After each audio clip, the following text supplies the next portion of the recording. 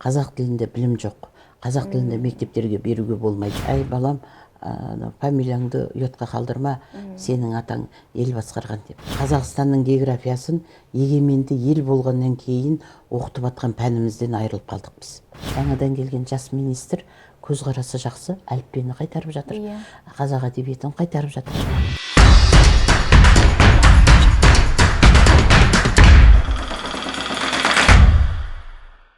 Армысыздар, құрметті ұстаздар.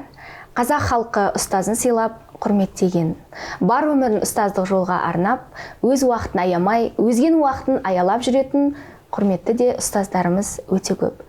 География пәні, география оқулығы десе, бірден көз алдымызға педагогика ғылымдарының докторы, профессор, география пәнінен атаулы мектептің негізін салушы Есназарова Ұлжалғас Әмзеқызы көз алдымызға келеді. Бүгін міне мұғалімдер бөлмесінде ұлағатты ұстазымыз қонақта. Қош келдіңіз, апай. Рахмет. Енді алғашқы сұрағымды сіздің ұстаздық жолды таңдауыңызға не себеп болды? Осыдан бастасақ. Мен енді кеңестер дәуірінде өмірге келіп, кеңестер дәуірінде бой жеткен, кейін өсіп жетілген студент болған ұрпақ ретінде айтарым, біздің жанұямызда ұстаздыққа деген құрмет өте жоғары болды. Біздің семьямыздан өте көп ұстаздар шыққан. Ең үлкен ұстаз деп өзіміз бәріміз пір тұтқан менің әкемнің туған інісі, сол кісі біздің жанұямыздан шыққан бірінші ғылым кандидаты. Бәріміз сол кісіге қарап бой түзеп ғылымға ұмтылдық. Сондықтан ол кісі ұзақ жылдар бойы жоғарғы оқу орындарында жұмыс істеді. Баста ауылда мектепте мұғалім болды, мектепте директор болған, сосын 60-шы жылдары келіп Алматыға аспирантураға түсіп кандидаттығын қорғаған. Біздің семьямыздан шыққан алғашқы ұстаз. Менің өзімнің үлкен ағам Мүслім Әмзеева деген ардақты ұстаз болды. Семьямыздан өте көп ұстаздар шықты. Қазір келіндер, балалар, қызым, жалпы ұстазға деген біздің жанұямызда ата-анамның көзқарасы ерекше болды. Содан да болар менің енді ұстаз болғаным. Бұрын ауылда айтатын, бір үйдің шамы жанып тұрса, ол мұғалімнің үйі ғой, анау түнімен сабаққа дайындалып, шамы жанып тұрған деп айтатын. Сондықтан болар енді. Содан мен ұстаздық мамандықты таңдауым содан болды. Жақсы. Енді барлық нәрсе мектептен бастап алады ғой, мамандыққа деген құлшыныстың өзі. Жалпы мектепте қандай оқушы болдыңыз? Мектепте мен ойлаймын, жалпы мен балалық шағымда мен өзі ерке болып өстім. Әжем жақсы көрді де, басқаларға қарағанда мені көп қамқорлығына алды. Содан да болар, енді әке-шешеміз колхозда жұмыс істеді, совхозда жұмыс істеді, қолдар тимейді. Біз әжеміздің тәрбиесінде қалдық. Сондан болар деп ойлаймын. Мектепке барғанда мен мұғалімдерім өте жақсы мұғалімдер кездесті маған. Бастауыш сабақта сабақ берген Қарабдәліп деген ағайымыз болды. Бес алған күні мені айтатын, біздің сыныптың қаймағы бес алып шаршап қалдың, сен демала ғой деп маған өте көп сондай еркіндік беретін. Сосын одан жоқ, ол бастауыш сынып болатын ауылымызда.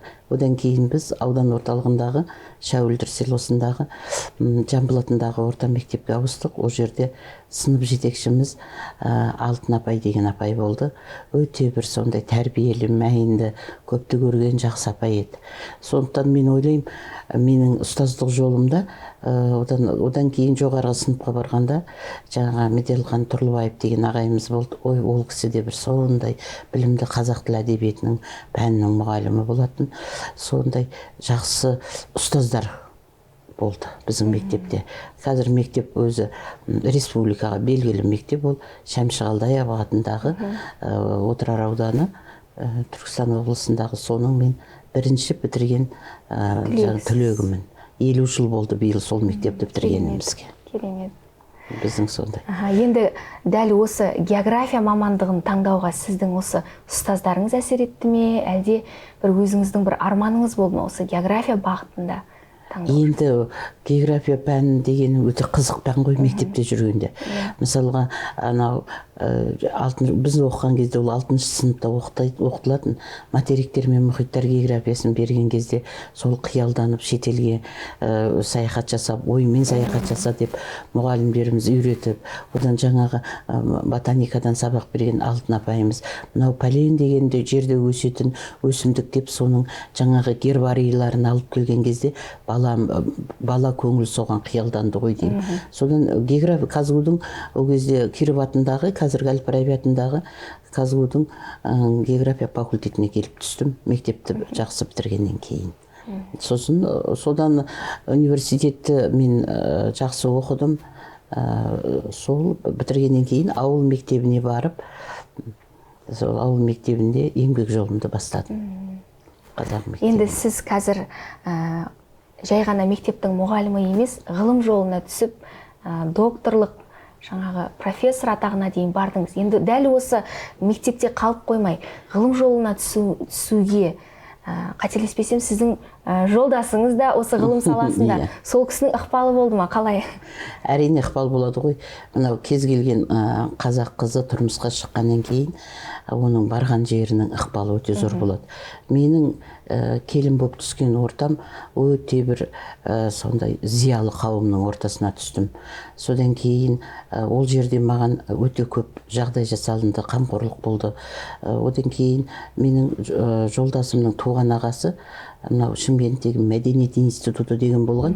Қазір оны Мұхтар Әуезов университетіне қосып жіберді. Соның ең алғашқы ұйымдастырған, соны қылған ұйымдастырып ашқан Қазақстандағы жалғыз Мәдениет институтының ректоры болды. Сол кісілердің келін болып түскеннен кейін мен ойладым, қазақта жақсы жерге түскен келін дегенді.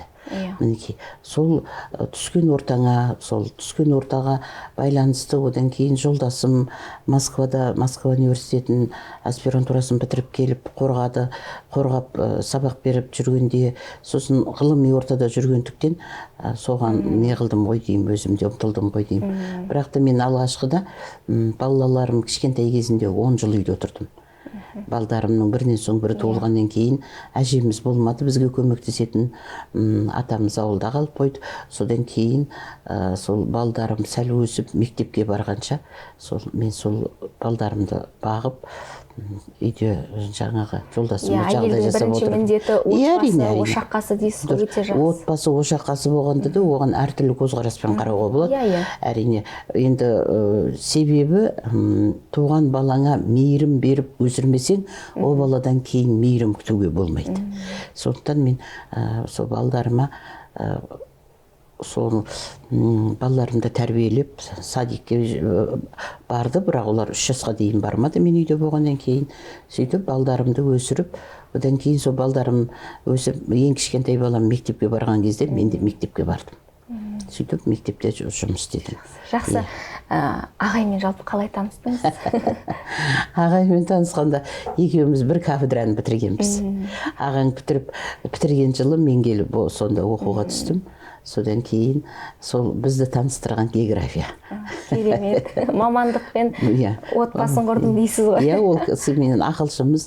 Қазір кез келген бір сұрақ болса да, жалпы кеңестер одағында мынау фундаменталды, яғни білімнің теориялық жағын өте жақсы береді ғой. Оның үстіне дүние жүзіне белгілі Москва мемлекеттік университетінің аспирантурасын бітіргесін, ол кісінің теориялық білімі, жалпы географияның көп жағдайларын өте жақсы біледі.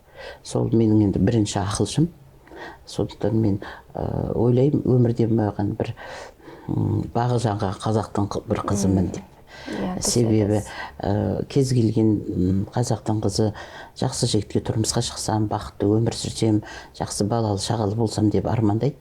Менде сондай арманның бәрі орындалған қазіргі әжемін.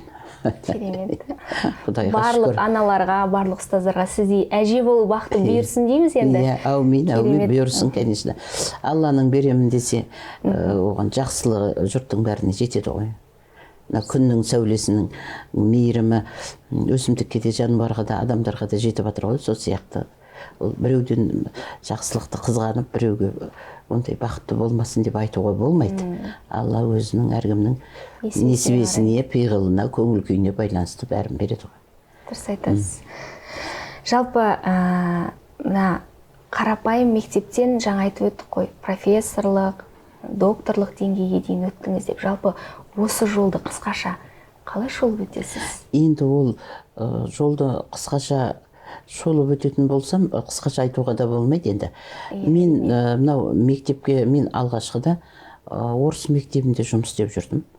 Содан кейін 86 жылғы декабрь оқиғасынан кейін Алматыда салынған 4 мектеп, 4-еуі де қазақ мектебі болып асылды. Олар 136, 137, 138, 139 мектептер.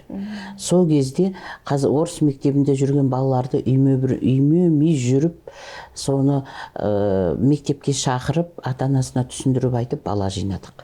Сонда менің байқағаным, одан кейін жаңағы орыс тілді әдебиеттер жаза бастады. Қазақ тілінде білім жоқ. Қазақ тілінде мектептерге беруге болмайды деген айқай шу шығып, әсіресе Караван газеті бар, тағы басқа көп газеттер соны жаза бастады. Сол кезде біз ойладық, жоқ, қазақ мектебінде оқыған балалар неге олар білімсіз болады, білімі төмен болады. Қазіргі ел басқарып отырған талантты ағаларымыздың, көптеген министрлердің бәрі ауылдан шыққан жігіттер ғой, деп соны түсіндіріп, адамдарға айтып, соны не қылдық, түсіндіріп айттық. Мысалға менің сол кездегі сыныпта оқыған балдар Шона Смаханұлының қызы оқыды, атақты жазушы, енді қазақ мектебін ашуына көп көңіл бөлген жігіт. Одан кейін мынау Жәнібек Карменовтың қызы оқыды, Әбіш Кекілбаевтың ұлы оқыды. Одан кейін тағы да көптеген осы қазақы азаматтардың балдары оқыды. Сол кәдімгі зиялы қауым ғой сол кездегі. Сонда ойлаймын, енді сол балалар қазір өсіп жетіліп, бәрі бір жақсы қызметтерді атқарып жатыр қазір, енді сыртынан тілеулес болып отырамыз. Соған байланысты біз өзімізде мұғалімдер намысқа тырыстық. Қазақ мектебінде оқыған балдар орыс мектебінде, болмаса басқа мектепте оқыған балалардан олардың өмірде алатын орны, алған білімі кем болмау керек, жоғары болу керек деген намыспенен жұмыс істедік. Бізді сондайға жетелеген намыс. Қазір сол мен жұмыс істеген 138-ші қазақ гимназия болды қазір. Сол гимназия ашылған кезде бізді басқарған Әлиасқар Абубакиров деген қазақ жігіті болды, өте білімді, орысша, қазақша жақсы. Сол кісі ұйымдастыра білді. Соның арқасында ал қазіргі мектебіміз былтырғы жылы Алматы қаласының үздік мектебі деген атаққа ие болды. Сондықтан ондағы істеп атқан ұжым өте бір еңбекқор, сол өз уақытымен санаспайтын, сондай жақсы мұғалімдер кездесті. Еңбек бәрібір өзінің нәтижесін береді. Береді. Бірақ видите, мұғалімнің еңбегінің басқа еңбектен ерекшелігі не? Оның ерекшелігі, мысалға, бағбан бір жарты жылда еңбегінің жемісін жеуі мүмкін. Ал мынау ғылым, ал мектепте ол тез өзінің бере қойын, оған кем дегенде бір 10-15 жыл уақыт керек. Сен бірінші сыныпқа келген бала 10-шы сыныпты 10-11-ді бітіріп жоғарғы оқу орнына түсіп, Қазақстанның экономикасында өз орнын табу үшін бір талай уақыт керек. А бізде не істеліп жатыр енді? Бізде соған шыдамдары жетпей жатыр ғой. Бұған шыдам керек. Тезірек болса дейді. Енді заман сондай тездіздің заманы болды ғой. Ал асыққан істің арты қиын болады. Бізде сонымен айтар едім, білім саласында жүрген азаматтарға, білім саласын басқарып отырған азаматтарға асығыстық керегі жоқ еді. Соны ойланып, толғанып, білім деген өз алдына бір ел ғой енді, мектеп деген. Соған көп көңіл бөліп, жалпы соған мұғалімдерге жағдай жасаса, мұғалімдер ештеңені күтпей-ақ өзі бір борымен, бір дәптерімен, бір қара қаламымен оқушыларға білімін берер еді. Беріп жатыр ғой қазір енді, өте көп мұғалімдер, жақсы мұғалімдер көп қазір. Енді осы география пәнінің атаулы мектебінің жалпы жұмыс бабы қалай? Жұмыс бабы оның өте, айтар едім қазір, өте жақсы деп, себебі біз география пәнінен сабақ беретін бүкіл республикадағы шығармашылықпен жұмыс істейтін мұғалімдердің ұйымы болып отырмыз. Бұл қоғамдық ұйым. Алғашқы бірінші отырысы болған кезде Білім және ғылым министрлігі әрбір облыстан, ол кезде Қазақстанда 19 облыс болатын, 19 география пәні мұғалімін маған шақырып берген. Кейіннен олардың саны көбейді. Қазір енді толық санын мен айта алсам, қазір 200-ден, может 500 болды, адамдар көп. Себебі атаулы мектепке мүше болсақ деп маған осы күнге дейін хат жазып, өтініш айтып отқан адамдар бар. Бұл атаулы мектеп деген шығармашылықпен жұмыс істейтін жаңағы өзінің идеясы бар. Жалпы қазақ жерінің географиясын оқытсам, Қазақстанда ұлт жанды азаматтар тәрбиелесем деген ұлт жанды ұстаздар деп айтар едім мен. Атаулы мектептің мүшелерінің барлығы қазір шығармашылықпен жұмыс істейтін конкурстардан жеңіп, барлығы атақты болып жатыр. Мысалға айтатын болсам, Қармақшы ауданында Серік Ниязов деген жігіт бар. Ол үлгілі ұстаз, қазір республикаға белгілі. Атырау облысында Есперген Жиенқұлов деген жігіт бар. Ол өзі кезінде Атыраудың физикалық географиясын жазған, туған жер географиясы бойынша. Одан кейін, мысалға, кеше ғана хабар келді маған, Отырар ауданындағы Темір орта мектебі мен Мұхтар Әлиев атындағы мектептің география пәнінің мұғылы Үрбиева Әмзиева. Қазір соңғы бір жылда енді пандемия деп карантинде отыр ғой. Сонда да болса, оның оқушылары қашықтықтан ұйымдастырылған олимпиадаға қатысып, 10 оқушысы жеңімпаз болып кепті. Керемет жетістік. Ал өзі сол мұғалімдердің олимпиадасынан 2-ші орын алыпты. Ауыл мұғалімі. Мынау пандемия қазір карантинде отырған менен талмай күндіз түні еңбек етіп атқан мұғалімдер көп. Кеше ғана Серік хабарласты меніменен, ол Қармақшы ауданының географиясын жазып беттім, апай, сізге жіберейін деп едім деді. Жібер, көрейін, қарап, ақыл пікірімді айтайын дедім. Жалпы осыншама жұмыс жасап, өзіңіздің бойыңыздан қарапайымдылықты, қайсарлықты байқауға болады. Енді бұл сізге ата-анаңыздан берілген қасиет пе, әлде жүре пайда болған қасиет пе, қалай ойлайсыз? Мен ойлаймын, жалпы бар ғой, бұл ата-анадан берілетін қасиет. Қанмен келеді. Қанмен келеді, сосын жанұяда қалыптасады. Кейін өсе келе адам өзін өзі тәрбиелейді ғой. Сол кезде, наверное, тұрақты болатын шығар. Менің фамилиям елге белгілі болған, сол әр уақытта анам айтып отыр еді, әй балам, фамилияңды ұятқа қалдырма, сенің атаң ел басқарған деп.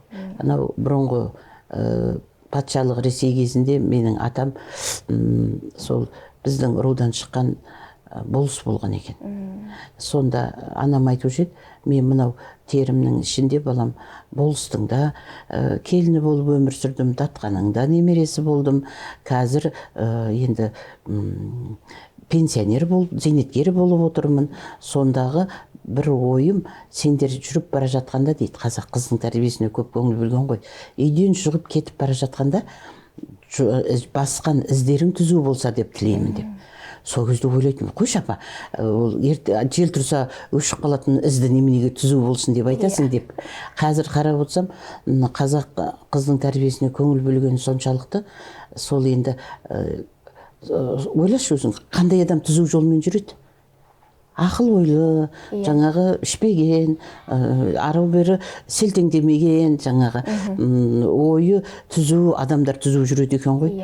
Соны менің анам сөйтіп айтқанда, оның мағынасына енді түсініп жатырмын, өзім әже болған кезімде. Көп мәселені солай түсінеді екенсің. Сондықтан айтар едім, мен оны жалпы кез келген адамның бойындағы қасиет, ол әкесі мен анасының бойынан тарайды, жанұядан тарайды, жанұядағы тәрбиеге байланысты деп. Бұрын бекерден бекер айтпаған ғой, текті жер ме, қандай жер? Сонымен деп сұрастырып, құда болғанның өзінде сұрастырып, сөйтіп сұрап жатқанның өзінде үлкен мән бар екен. Соған енді көзіміз жетіп жатыр ғой қазір. Енді жалпы қайтадан білім саласына келсек, өзіңіз білесіз, білім және ғылым министрлігі жаңартылған оқу бағдарламасын енгізді. Ол жерде география пәнінің сағат санының қысқаруы деген мәселелер бар. Бағдарламада кейбір өзгерістерге сіздің көңіліңіз толмағанын да білеміз. Жалпы осыған байланысты не айта аласыз? Осыған байланысты айтқанда, мына менің айтатын сөзім, біздің республикадағы география пәні, тек қана география пәні мұғалімі емес, жалпы ұлтжанды азаматтардың бәрін толғандыратын мәселе деп ойлаймын. Себебі біз жаңартылған бағдарлама жақсы, жаңартылған дүниеден қашпауымыз керек, бірақ жаңаның да жақсысын алуымыз керек. Анау елде, мынау елде деп біздің ұлтымызға, ұлттық тәрбиемізге, ұлттық болмысымызға, жалпы оған оқушылардың дұрыс көзқарасын қалыптастырмайтын нәрселерді алғанымыз дұрыс емес деп айтам. Оны мен айтып жүрмін. Себебі жаңартылған бағдарламада Қазақстанның географиясын егеменді ел болғаннан кейін оқытып атқан пәнімізден айырылып қалдық біз. Мысалға, бір сәл тарихқа кететін болсам, 1993 жылы Ақтөбе қаласында шығармашылықпен жұмыс істейтін мұғалімдердің республикалық слеті болды. Сол слетке мен барып, білім министрлігі ол кезде Шайсұлтан Шаяхметов ағамыз еді. Сол ағамыздан кейін баяндама жасадым, сол баяндамада айтып едім. Қазір Қазақстан жер көлемі жағынан, жер аумағы жағынан дүние жүзінде 9-шы орында тұрған мемлекет. Өздерің білесіңдер ғой, Евразияда керемет жерді алып жатыр. Сол елдің географиясын біз әлі жеке пән ретінде оқыта алмай жатырмыз. Қашанғы жоқ мемлекеттің географиясын оқыта береміз. Сырдың географиясын оқытып жатыр ол кезде.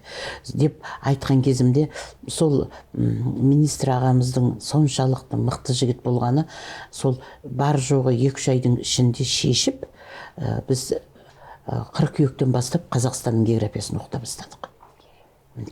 Ал содан кейін маған енді Қазақстанның географиясынан бағдарламам шықты менің сол кезде.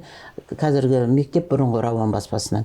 Одан кейін оқулығын жаздым. Ол кезде оқулық жазуға шығармашылық демалыс беретін, шығармашылық демалыс берді. Оқулығымның алғашқы бірінші варианты 1997 жылы 150 мың данамен шығып, бүкіл қазақ мектебіне тарады. Сол бүкіл қазақ мектебіне тараған оқулықтың кейін, енді мектептің мұғалімі болғаннан кейін мен, бірақ сол жерде бір нюанс бар, бағана ғылымға қалай келдіңіз деп жатсыз ғой. Сол баспада қолжазбам 4 жыл шықпай жатты. Жай мектептің мұғалімі жазған деп. Атақ дәреже жоқ болғандықтан. Ол кезде атақ дәреже жоқ болғандықтан жай мектептің мұғалімі жазды деп. 4 жыл шықпай жатқаннан кейін, сол кезде мынау Сорос қоры гуманитарлық, Сорос Қазақстан ұйымы гуманитарлық білімді жаңғырту деген конкурс ұйымдастырды.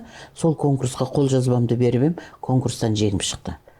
Сосын мен баспаға бардым, жаңа өзің қайсарлығың бар деп айтып отырсың ғой. Рас, ол бойда ондай қайсарлық болмаса ісіңнен бір шешім шығу қиын ғой. Баспаның директоріне барып айттым, сіз баспадан шығармай жатсыз, менікі мінекей конкурстан жеңді. Иә, конкурстан жеңді. Сол жаңағы Американың бөлген грантына кітап шығайын деп жатыр деп. Сөйтіп ол кітап 1000 дана болып, сыртында тегін деп жазылып, бүкіл оқу орындарына таратылды. Соны естігеннен кейін, ол баспа менің өңделмеген бірінші берген вариантымды, сол нұсқаны басып, 150 мың данамен шығарып жеріп, бүкіл республикаға таратты. Ондай. Содан кейін мен ойладым, бұлар кітабым шықпаған қарапайым мектептің мұғалімі, ойладым, кітап жазғанда ғылыммен айналыса алмайын ба деп. Сол кездегі, қазіргі Алтынсарин академиясын, Алтынсарин атындағы педагогикалық институт болатын зерттеу. Соның директоры, химия ғылымдарының докторы Немеребай Нұрахметов деген ағамыз болатын. Сол кісі мені шақырып алып, Ұлжан, сенің талай еңбектерің шығып жүр, географиядан кандидатты қорға дегесін, кандидаттығымды жазып қорғадым. Бұл 96 жылы. Сол кездегі ойлағаным, менің Қазақстанның географиясын оқытқанда оқушыларға экологиялық білім беру деген тақырыпта қорғадым. Себебі Қазақстанда экологиялық апатты жерлер көп еді. Әлі де көп қой енді. Аралдың тартылып қалуы, Семейдің полигоны, сосын қазір көп айтыла бермейді, бірақ ол да болса үлкен мәселе. Қазақстанда қазір құм басу, шөлдену проблемалары. Енді соның бәрін Қазақстан географиясынан оқытып айтамыз ғой оқушыларға. 2005 жылы Қазақстан географиясынан жасалынған оқу әдістемелік кешенінің ғылыми негіздері деген тақырыпта 9 жыл зерттеп жүріп, докторлығымды қорғадым. Сол енді жаңа бір сөзіңде мектептен ағып кетпедің деген сөз бар ғой. Себебі мен мектепке арнап оқулық жазып, оның оқу әдістемелік кешен жүре жасағаннан кейін әлгі ойнап жүрген тренер сияқты менде өзімнің жазған оқулығым оқушыларға түсінікті ме? Оқушылар түгел қабылдай ала ма? Одан кейін оқушыларға қандай білім беру керек деген мақсатпенен өзім сабақ алып, сол нөмір 138 қазақ гимназиясында жұмыс істедім. Сонда менің байқағаным, мен бүйтетінмін, оқулықты алам ғой.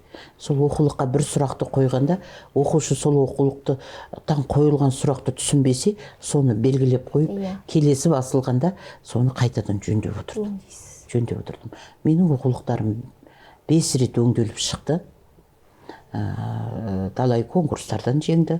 Құдайға шүкір, енді сондай оқулықтың арқасында, оқытқан оқушыларымның арқасында атаулы мектепті осылай жұмыс жасап жатырмыз. Өте жақсы. Ұлжан апай, енді мына Қазақстанның экономикалық географиясының мектепте оқытылуына қандай бір қиындықтар бар ма?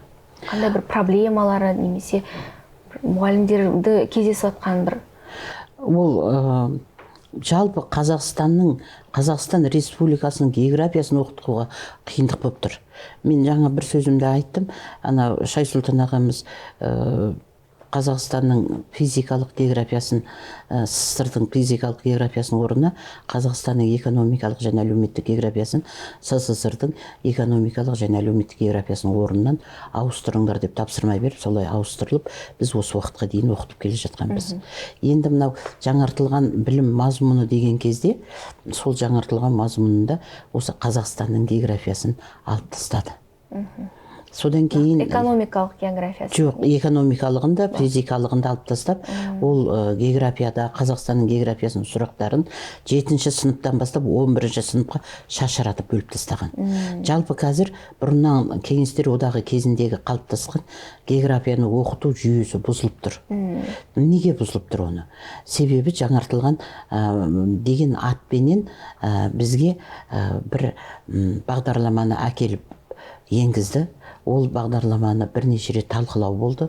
Алматыда мына 12-ші мектепте талқыладық. Одан кейін Астана қаласында талқыладық. Сол талқылаған кезде мен айттым, бұлай қылып жасауға болмайды. География деген өте ертеден келе жатқан ғылым. Бұл ғылымды ғасырлар бойы, жылдар бойы небір ғалымдар жұмыс істеп, сонау жаңағы Птоломей, Геродоттан бері келе жатқан қалыптасқан жүйе бар. Оны содан бергі талай мемлекеттің білім саласы өзгертпегенді біз өзгертпейік. Яғни географияны оқыту жүйесін қалдырайық деп. Ол жүйе қандай еді? 6-шы сыныпта географияның бастапқы курсын оқытатынбыз. Онда мынау жер, ғаламшары, оның атмосферасы, литосферасы, гидросферасы, яғни соның оқытып балаларға қарапайым жер менен жердің қабықтары туралы түсінік беретінбіз. Ал келесі 7-ші сыныпта мұхиттар мен материктер туралы оқытатынбыз. Себебі жер ғаламшарында 4 мұхит бар, 4 мұхиттағы орналасқан жаңағы материктер бар. Сол материктерді оқып болғаннан кейін барып, 8-ші сыныпта біз сол Евразия материгінде орналасқан Қазақстанның географиясын бастайтынбыз. Ал 9-ші сыныпта Қазақстанның экономикалық, әлеуметтік географиясын. Одан кейін 10-ші сыныпта жаңағы дүние жүзінің, яғни шет елдердің экономикалық, әлеуметтік географиясын. Себебі 10-ші сыныпты бітіргеннен кейін балалар өмірге аттанып кететін бұрын, яғни қалаған мамандығында жұмыс жасай беретін. Енді осы жүйені бұзды қазір. Қазір 5-ші, 6-ші сыныпта жаратылыстануды енгізді. 7-8-ші сыныптарда сол географияны оқытып жатыр, бірақ географияны 4 білім аймағына бөліп тастап оқытып жатыр. Тура сол тақырыптарды 8-ші сыныпта да қайталайды. Енді ол кішкене күрделеніп береді ғой. Сәл күрделенеді, бірақ балалар үшін сол сәл күрделенгенін түсіне бермейді ғой оқушылар. Оқушылар үшін былтыр оқыған немене оқып жатырмыз деген жауаптар түседі. Содан кейін 9-шы сыныпта бұрын 2 жыл оқытқан географияны сол бүкіл географтар көтеріліп, одан мен білім және ғылым министрлігіне хат жазып, президент аппаратына, президенттің атына хат жолдап, одан кейін мәжіліс депутаттарына хат жолдағаннан кейін барып 9-шы сыныпта Қазақстан географиясы дегенді қалдырды. Бірақ көріп отырсың ғой, сонда сағат 2 есе азайып кетті. Сол бұрын 2 жылда оқыған 136 сағатта берілетін Қазақстанның географиясы қазір 1 жылда оқытылып жатыр. 68 сағат көлемінде. Сондықтан мен ойлаймын, әлі де болса бізде енді жылда әр министр ауысқан сайын білім саласына жаңалық көп келіп жатыр ғой. Сондықтан тағы енді былтыр күзде Алматыға келіп, Алматыдағы мұғалімдерменен, мектеп директорлы оқушының меңгерушілерменен осы қазіргі жас министріміз Аймағамбетов мырза келіп жиналыс өткізгенде мен барып айттым. Сонда уәде берген, апай бәрі орнына келеді, жөндейміз деп. Енді одан бері қалай болып кетті. Пандемия басталып кетті, карантин, жұрттың бәрі тұрымтай тұсымен, балапан басымен болып кетті қазір. Одан кейін қазір енді мынау онлайн оқу басталды. Бұрын біздің іс тәжірибемізде жоқ нәрсе онлайн режим. Бір елде, мекенде интернет істеп жатыр, біреуінде істемей жатыр дегендей балалардың оқуға деген көзқарасы қазір қиындап кетті. Менің өзімде 2 немерем оқып жатыр мектепте. Олардың қиындығын көріп отырмын енді. Сондықтан ойлаймын енді, әлі де болса орында бар оңалар деген, енді мынау пандемия кетіп, карантин жабылып, бәрі орнына келгенде осы нәрсе орнына келеді деген үмітім зор. Үмітім зор.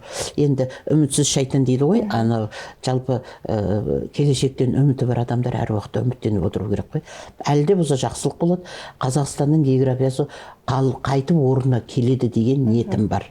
Оны өйтіп отырғаным, бүкіл республикадағы мұғалімдер соны қолдап отыр. Себебі біз 4-ші қараша күні Атырау мемлекеттік университетімен бірлесіп, Атаулы мектептің мүшелері онлайн режимінде республикалық ғылыми-әдістемелік семинар өткіздік.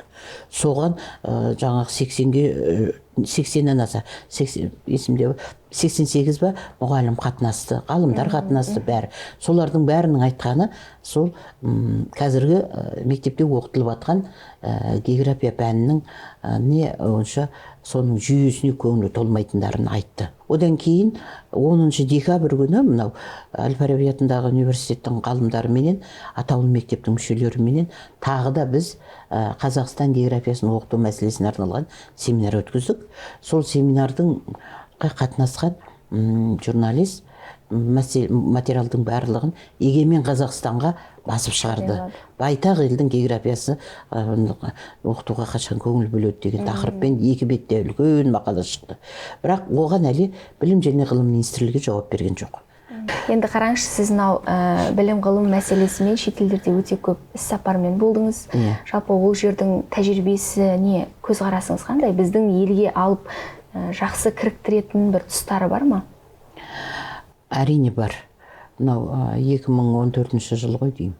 2014 жылы Мальта республикасы бар жерорта теңізінде. Сол Мальта республикасында халықаралық 6-шы педагогтардың конгресі болды. Сол конгреске мен бардым. Ол жерде мен баяндама жасадым, сосын мені модератор қылып қойыпты. Сондағы менің байқағаным, ол шетелдегілердің таңғалғаны бір Атаулы мектепке таңғалды. Географиялық Атаулы мектептің іс тәжірибесі, содан кейін мен Қазақстанның географиясына жасалынған оқу әдістемелік кешенімді алып барып, содан баяндама жасадым. Солардың бәрін көргеннен кейін, Европалық одақтың білім саласындағы айналысып жүрген азаматтар мені конкурсқа шақырды. Швейцарияның Женева қаласында 12-ші халықаралық конкурс болады екен, Европалық сапа қалай болады деген. сол конкурсқа қатынастым. Мен де бұрыннан өзімді бір толғандырып жүрген мәселе, жаңағы Қазақстан егеменді ел болғаннан кейін біздің оқулық жазудан тәжірибеміз аз ғой, басқа мемлекеттерге қарағанда. Мысалға Жапония, мынау ол 400 жыл, Франция 400 жыл, мынау Ресей деген ол 300-400 жүйесі қалыптасқан, олардан жаңағы дәстүр бар, кітап жазуды оқулық жазу қалай болу керек. Солардан бар. Енді біз Қазақстан егемендік алғанына бар жоқ 30 жыл болып жатыр. Біз әне олармен салыстырғанда әлі жас бөпе сияқтымыз. Сондықтан мен жазған оқулығымның сапасы қандай, оқушыларға түсініктілігі қалай деп соны көп толғандырып жүрді. Сондықтан да мен докторлығымның тақырыбын алғанымда сол. Научные основы создания учебно-методического комплекса по курсу географии Республики Қазақстан. Соның ғылымилығы жағы қалай екен деп соны талдадым.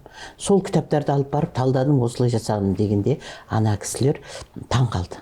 Сөйтіп маған конкурсқа беріңіз деді. Содан мен оны конкурсқа беріп, сол конкурстан жазған оқу әдістемелік кешенім европалық сапа үшін дегенде алтын медальды жеңіп алды. Франциядан шақыртуға алдым. Білім мен ғылымға сіңірген еңбегім үшін сол не қыпты. 1801 жылы Бонапарт Наполеон ұйымдастырған СНН деген ұйымның конкурсы бар екен. Соған қатысып, одан алтын медалі келді. Бірақ мен Францияға барған жоқпын. Олар поштамен жіберді. Еңбегімді бағалап. Одан кейін, соны естіп білгеннен кейін, Ресейдің жаратылыстану академиясы шақырып, өздеріне корреспондент мүше етіп қабылдады. Сосын олар да бір конкурс ұйымдастырған екен. Золотой фонд отечественной науки деген. Соған мен Қазақстанның, енді Ресей болғасын орысша жазылған оқулықтарымды жібердім. Қазақстанның физикалық географиясы, физический география Қазақстана, одан кейін соның методикасын, одан кейін атлас жасаған, одан кейін жұмыс дәптері, рабочий тетрадь, бәрін орыс тіліндегі жіберіп едім. Солар сол конкурстың лауреаты болды. Одан кейін олар мені шақырып алып, Учинский атындағы медалім берді. Енді Учинский деген атақты педагог ғой енді. Сосын заслуженный деятель науки и образования деген значогыменен марапаттады. Сосын жаратылыстану академиясының жаңағы член корреспонденті етіп қабылдады. Член корреспондент болып бір жыл болғаннан кейін келесі жылы академик болуға шақырды. Академиктікке барғанда жаңа академияның 88 мүшесінің алдында өз еңбегімді қорғап, сол жерде доклад жасадым. Содан кейін мені академияның толық мүшесі етіп қабылдады. Бәрі бірдей дауыс берді. Соған ойлаймын, мінекей біздің Қазақстандағы жасалып жатқан, мектептегі оқытылып жатқан географияға берілген баға осы ғой деп ойлаймын. Енді ұстаздың еңбегінің бағалауын ол үлкен жетістік қой негізінде. Әрине. Жалпы бар ғой. Жаңа шабыт алып келеді, жаңа жұмыс жасауға деген бір талпыныс береді дейді ме қалай? Сізді бір жаңа жұмыс жасауға бір күш болды деп есептеуге болатын шығар. Болады ғой, әрине, Құдайға шүкір. Содан кейін келгеннен кейін мен бұрын бір жазған, менің жазған бағдарламамды алып қарасаң, онда мынандай еді, мен Қазақстанның географиясын оқып болғаннан кейін соңғы 5-6 сағатты туған жер географиясына қалдырған болады. Өлкетану туған жерге. Сонда Қазақстанның географиясын оқып біткен оқушы май айында балалар да шаршайды, мұғалім де шаршайды. Туған жердің өзені дегенде туған жердің өзеніне барып, топырағын зерттеп, ол сол өзінің ауылында өсетін өсімдіктерін зерттеп, білсін деген ниетпен жасаған. Сол бағытта енді Алматыда тұрып, соңғы енді мен 50 жылдан асты Алматыда тұрып жатқасын, Алматыда туған жеріміз болып қалды ғой. Бүкіл балаларым Алматыда туылғаннан кейін Алматы қаласына Алматы тану деген мен бағдарлама жасадым. Оның оқулығын жасадым, орысша, қазақша, оған жұмыс дәптерін жасадым. Сосын оны оқыту әдістемесін Алматыдағы сол сабақ беріп жүрген мұғалімдердің шығармашылық жұмысын курс өткізіп, соны жасап, содан шығармашылық жұмысының еңбектерін жинап, содан әдістемелі құрал жасап бердім. Себебі менің қазір жасымда жинаған іс тәжірибемде бойыма жинағанымды жұртқа бергім кеп, үйреткім кеп, соны жазғым кеп тұрады. Соны енді аса қатты құрметтеген Ресейдің жаратылыстану академиясы болды. Олар онымен тоқтаған жоқ. Менің ол жаққа анау түркі тілдес елдер деген кітабым бар еді менің. Ол бірінші басылымы 1999 жылы Анкарада басылып шыққан болады. Түркістанның 2000 жылдығына сол Қожа Ахмет Яссауи университеті алып келіп, үйге дейін алып келіп берген. Сол кітаптың екінші басылымын орысшаға аударып едік. Сол орысша аударылған басылымды мен Ресейдің конкурсына жібергем. Ол одан жеңіп, енді басқа конкурстарға сол Ресейдің жаратылыстану академиясы жіберіп жатыр. Өзім ешқайда жіберіп жатқан жоқпын. Қай жерде қандай конкурс болатынды оны қадағалап жүрмейсің ғой енді. Қазақшылығымыз бар ғой енді бір жағынан. Сол конкурстан жібердім. Содан ол жаңағы Францияда өткен, Испанияда өткен, ең соңғы рет Америкада, Нью-Йоркта өткен кітап көрмесіне қатысып, алтын медалін алып келді. Керемет. Мен бірақ Америкаға барған жоқпын, поштаменен жіберді, келді. Сондықтан өзіңнің жазған еңбегіңді сөйтіп халықаралық деңгейде бағалап жатса, о да үлкен адамға қуат береді ғой. Менің еңбегімді бағалап, соңымнан еріп, менен ақылдасып, олармен ақылдасып жүрген әріптестерім бар. Ол үлкен бақыт түсінген адамға.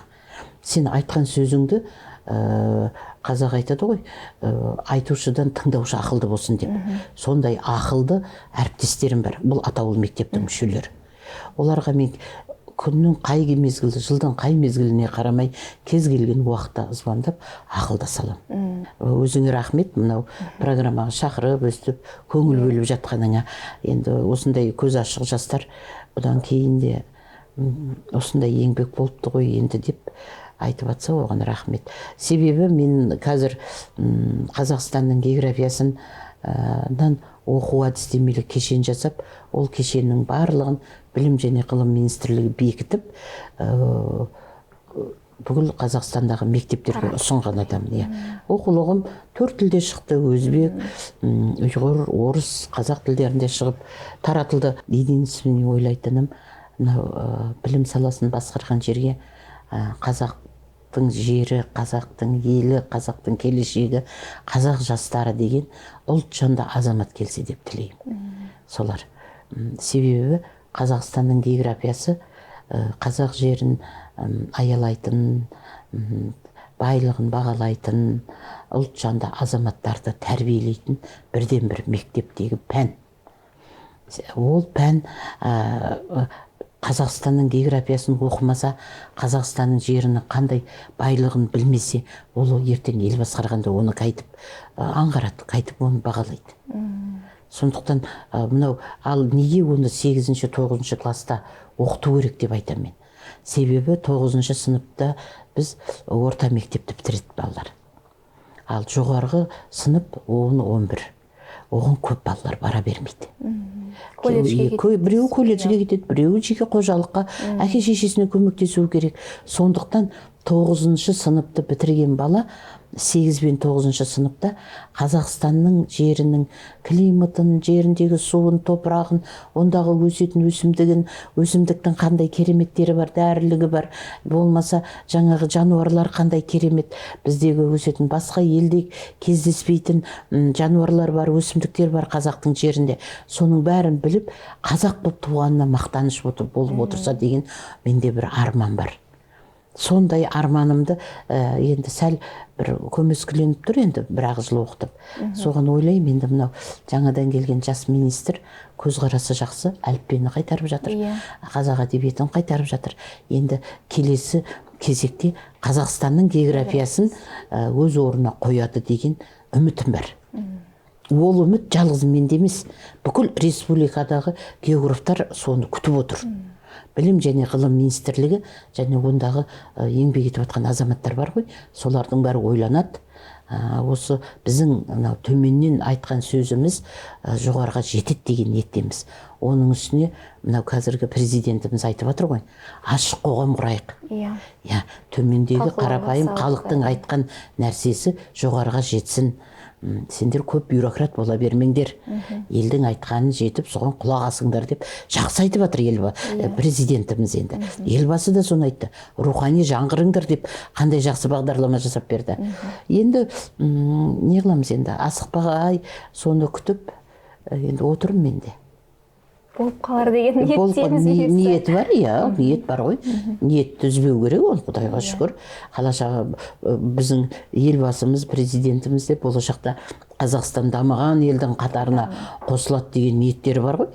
Ал сол ниетті іске асыратын ұлтжанды азаматты тәрбиелейміз деген мектептің мұғалімдерінде де жақсы үміт бар. Үміттеніп отырмыз енді. Иә. Енді сіз өзіңіз үнемі мұғалімдердің ортасында жүрсіз ғой.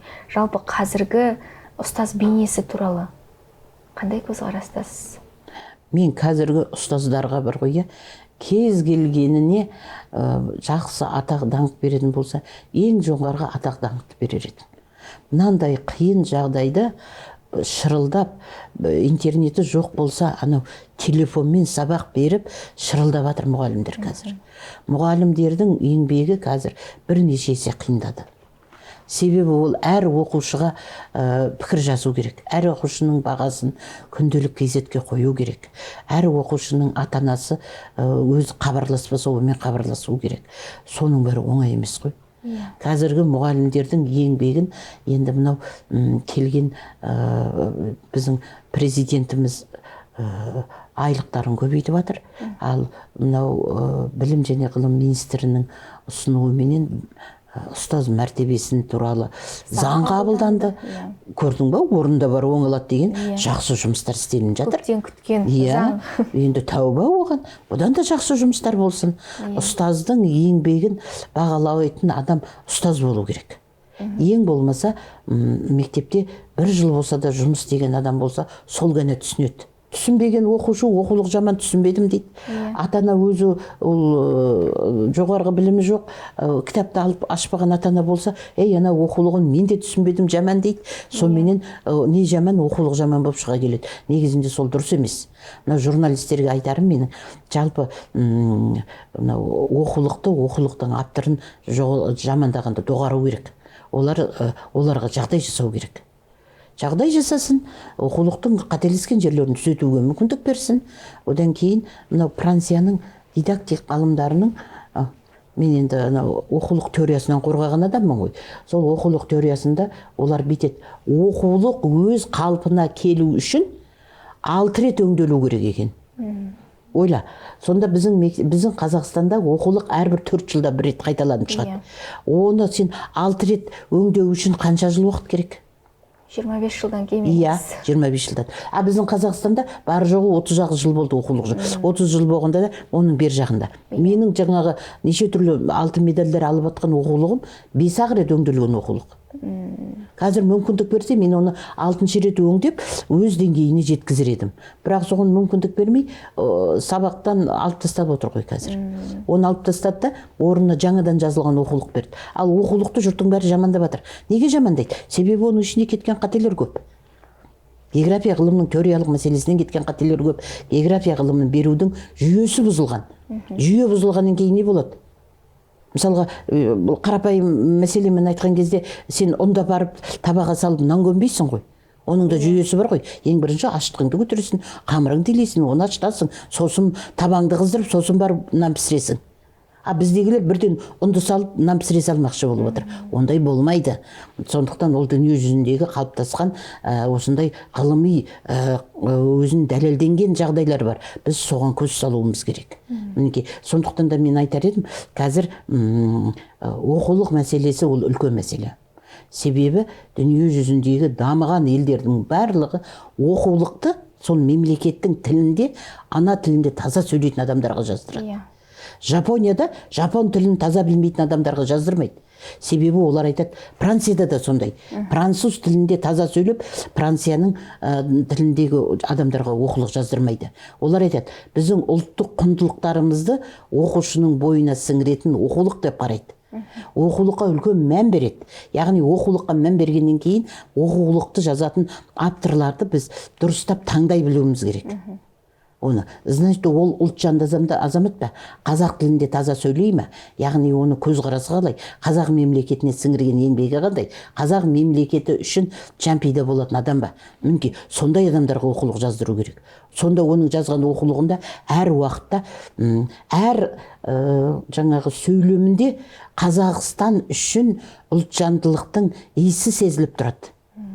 Оны оқыған, сол иісті қабылдайтын жас бала соны оқыған кезде түсінеді. Сезініп оқиды. Сезініп оқиды. Оның бойында үлкен қазақ елі үшін, қазақ жері үшін үлкен бір мақтаныш сезімі қалыптасады. Телевизорды ашып қалсаң, ана жерде суицид болды, мына жерде біреуді өлтіріп кетті, мына жерде баласын тастап кетті. Сондай хабарларды қазір көп береді. Оны көрген жас ұрпақ қандай тәрбие алады? Сондықтан мен ойлаймын, мына біздің енді мен ұстаз болғаннан кейін өмірден байқағаным бар, біз ұстаз қандай адамбыз? Сыныпта отырған оқушының жақсысын көретін, жаман қылығы болса, оны айтып түзетуге қалыптасып қалған адамбыз.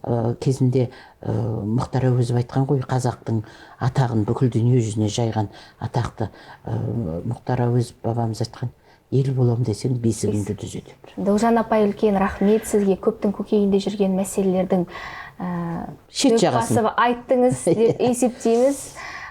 Енді барлық ұстазға сіздің жолыңызды берсін деп тілейміз.